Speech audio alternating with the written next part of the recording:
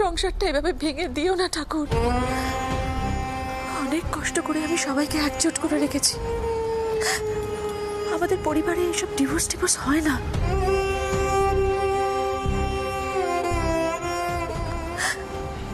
দাদু ভাই আর মিঠাই বিয়েটা ভেঙে গেলে উনি তো একেবারে শেষ হয়ে যাবেন।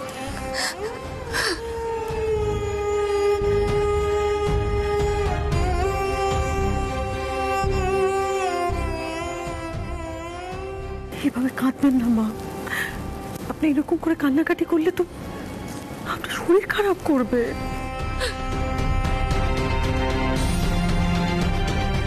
আচ্ছা মা, আপনি তো বলেন সবসময় ভগবান যা করেন মঙ্গলের জন্য করেন, তাহলে আপনি সেটা যদি মানেন তো এভাবে কেন ভেঙে পড়ছেন না?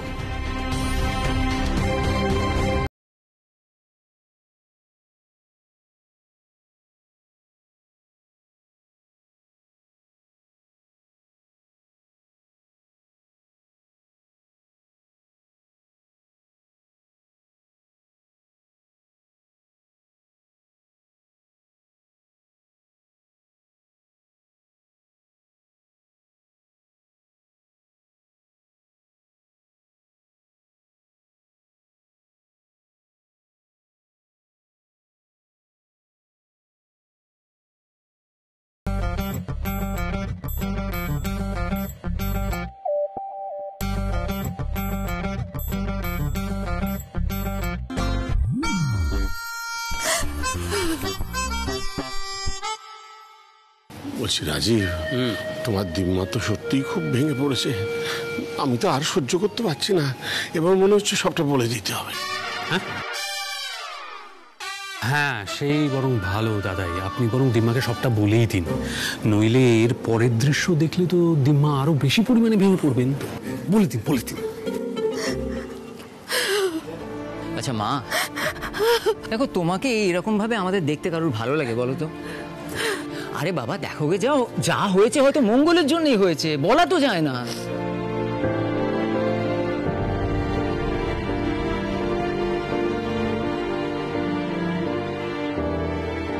আচ্ছা মা, তুমি কেন এত কান্নাকাটি করছো বলো তো?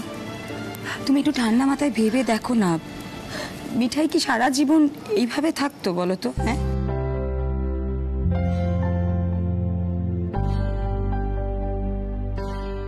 বাবা যা করেছে ভেবে চিন্তে করেছে, এই জন্য এই ডিভোর্সের ঝুঁকিটা নিয়েছে। মা প্লিজ। খোকি, তোর বাবার কথা আমাকে একদম বলবি না। আমি কোনো কথা শুনতে চাই না। গিন্নি, ও গিন্নি, এসো একটু আমার কাছে, এসো না। আচ্ছা গিন্নি, আজকে রথের দিনে লোকে শত্রুকেও আপন করে নেয়, আর তুমি আমাকে ত্যাগ করলে।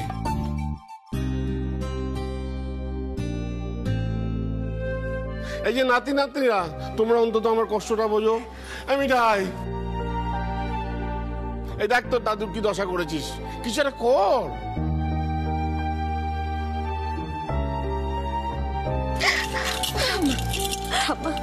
তুমি আবার কষ্ট পেও না ঠাম্মা। আচ্ছা আমি কান ধরে উঠবাস করবো বলো?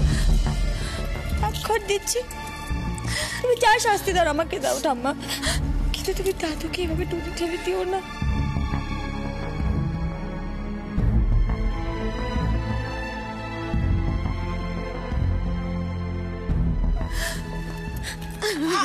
তুমি যদি দাদুকে এভাবে দূরে ঠেলে রাখো, যদি মাপ না করো, আমি কিন্তু না খেয়ে থাকবো এখন থেকে, আমি বলে দিচ্ছি। চলো না ঠাম্মা, চলো না দাদুর কাছে, চলো যান দিম্মা, যান দিম্মা, চলো ঠাম্মা প্লিজ চলো। বুড়োটা পারেও বটে, নিজে আগে সব নষ্ট করবে, তারপর নাতি নাতনিদের দলে টেনে নিয়ে নিজের জেদি বজায় রাখবে।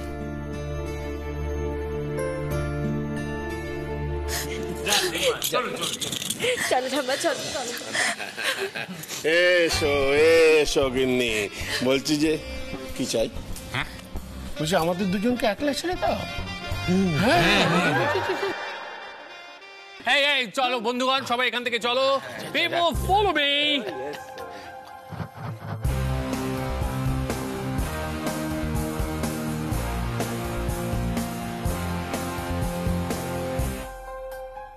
বুঝলি রে খুকি, এই আনন্দটা যেন আমরা চিরকাল ধরে রাখতে পারি রে। সব যদি শেষ হয়ে যায়, এইটুকু যেন আমরা ধরে রাখতে পারি।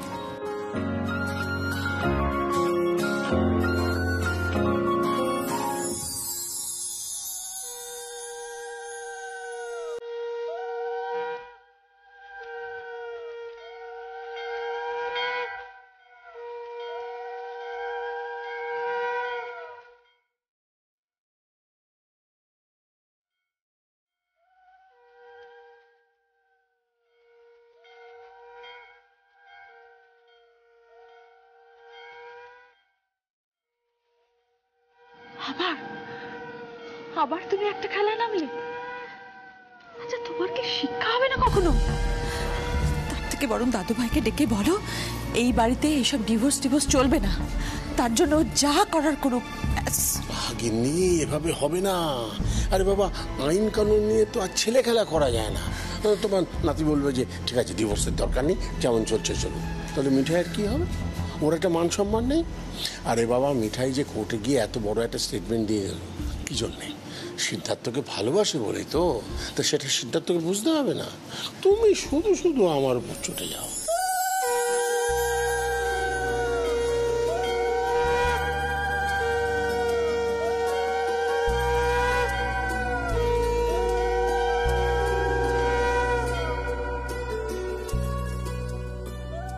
আমি জগন্নাথকে বলে রেখেছি এই যাত্রায় যেন না হারি। সরোগের নেই, ঘুটি একেবারে পেকে উঠেছে। তুমি চিন্তা করো না, ভরসা রাখো, ভরসা রাখো। যা ভালো বোঝো তাই করো, আমি আর কি করতে পারি?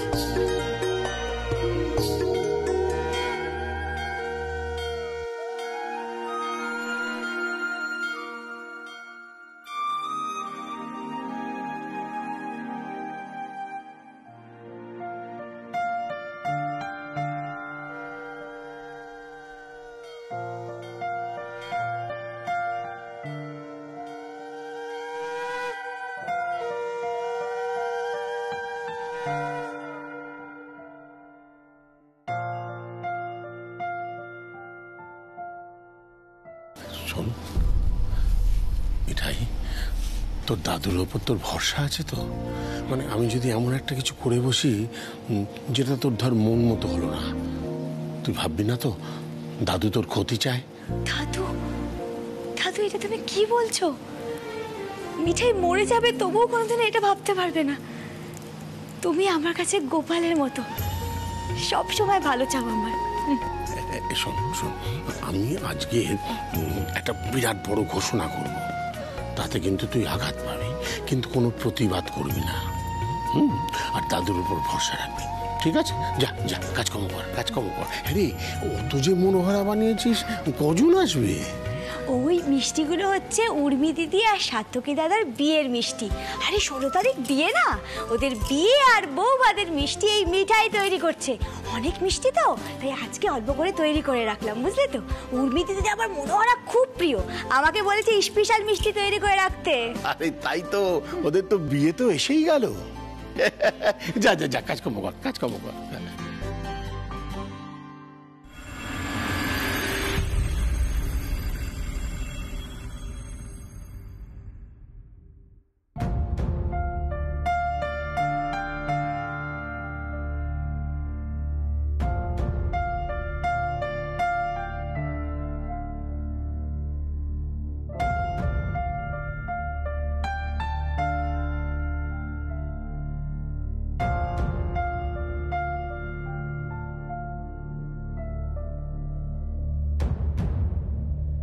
আরত দিদি তার ছেলে সিদ্ধার্থর বউ হিসেবে মিঠাইকেই হারটা দিয়ে আশীর্বাদ করেছিল।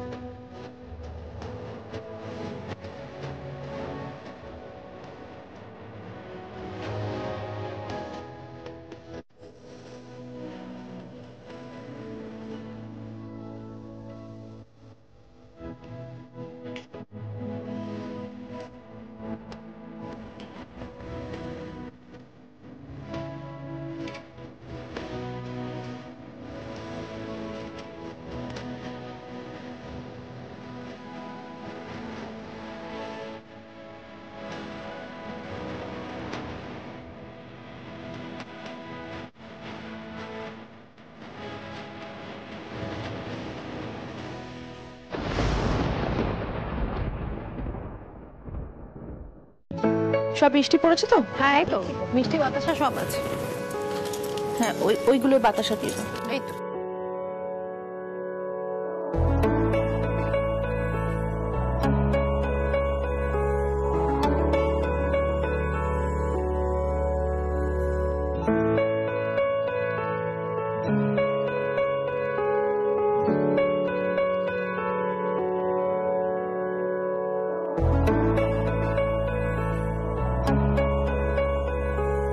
রাজীবের কি লাগবে জিজ্ঞেস কর।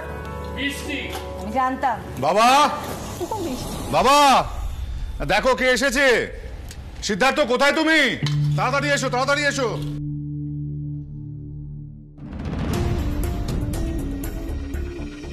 ও দিদিমণি, তুমি ভালো আছো? হ্যাঁ, তুমি কেমন আছো মিঠাই?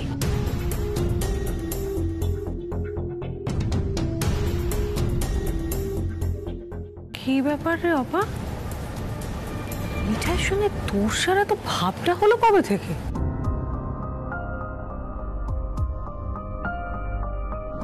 আমার মন বলছে এই মেয়েটাই যত নষ্টের গোড়া।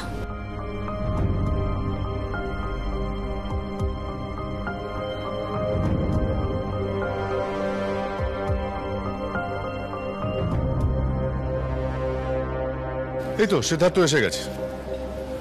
টেস না, অ্যাকচুয়ালি আমি জানতাম না তুই আজকে ফেস্টিভ্যালের জন্য ইনভাইটেড ছিলিস। হ্যাঁ, আরে কেমন ওয়েলকাম করছো তুমি সিদ্ধার্থ?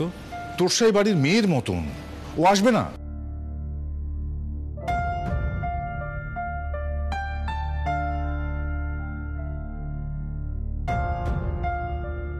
আরে বাবা সবাইকে নেমন্তন্ন করেছে। আঙ্কেল ছাড়ুন না ওর কথা, জানেন তো বরাবর এরকমই বলে। সেড, তোর সাথে একটু দরকার ছিল, ওই দিকটা আসবে প্লিজ। আয়।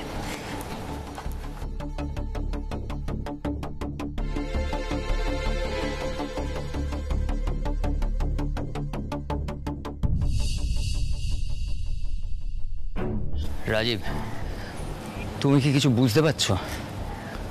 বাবা কি সব ঘোষণা টোষণা করবে বলেছে, তুমি সে ব্যাপারে কিছু জানো না। মা, বাবার কি মতলব বলো তো? আমার কিন্তু খুব সন্দেহ হচ্ছে। তোমার বাবাকে জিজ্ঞেস করো তিনি কি করতে চান। এই তো তোর এসে গেছে, খুব ভালো হয়েছে। রেবতী আজকে আবার আসতে পারবে না। যাক যাক, আমি নাই, এদিকে আয়। কি কি কাগজে সই করা বাকি আছে করে দিয়ে যায় এদের সামনে। আয়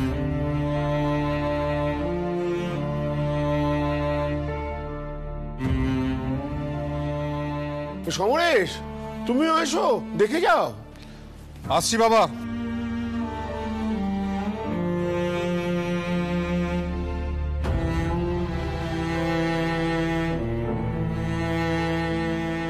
এই তো মিঠাই, এসো।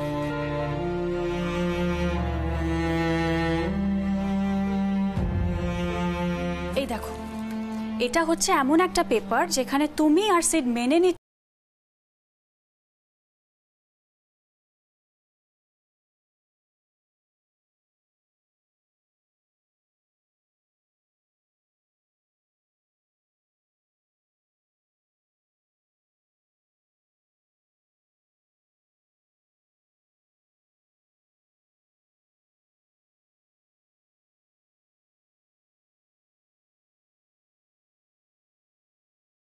করতে হবে।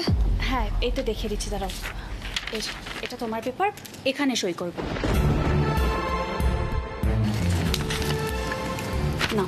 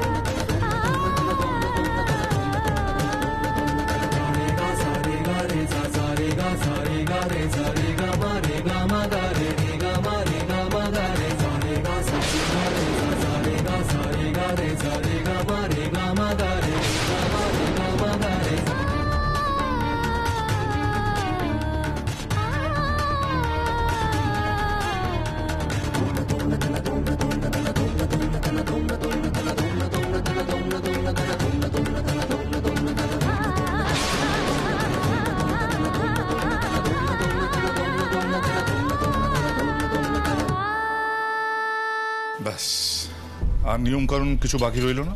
এবার সিদ্ধার্থ সই করে কাগজটা জমা দিয়ে দিলি।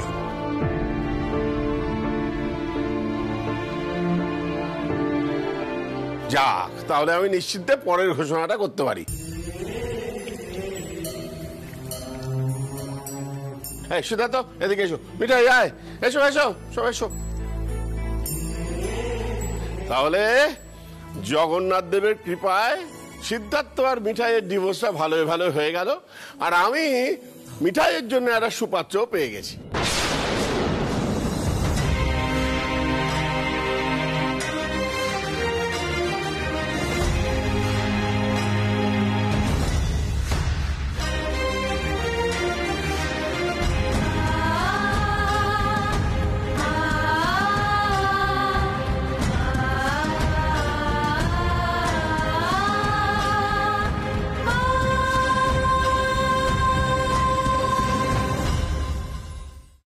তাহলে জগন্নাথ দেবের কৃপায় সিদ্ধার্থ আর মিঠাইয়ের ডিভোর্সটা ভালো ভালো হয়ে গেল, আর আমি মিঠাইয়ের জন্য একটা সুপাত্র পেয়ে গেছি।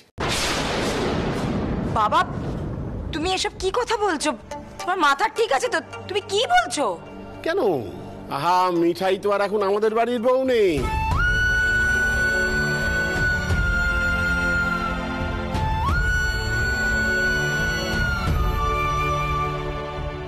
আমরা ওর জন্য খুব চিন্তাও করছিলাম। তাছাড়া সুপাত্র পাওয়াটা আর চারটেখানি কথা নয়, কি বলো গিন্নি? কে কে সেই পাত্র দাদাই?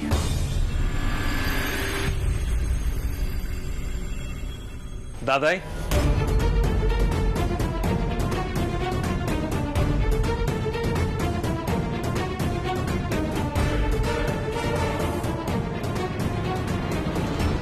আরে এসো এসো রুদ্র দাদাভাই, ঠিক সময় এসে পড়েছো একেবারে। শোনো, তোমাদের সবাইকে জানাচ্ছি রুদ্র সানন্দে মিঠাইকে বিয়ে করতে রাজি হয়েছে।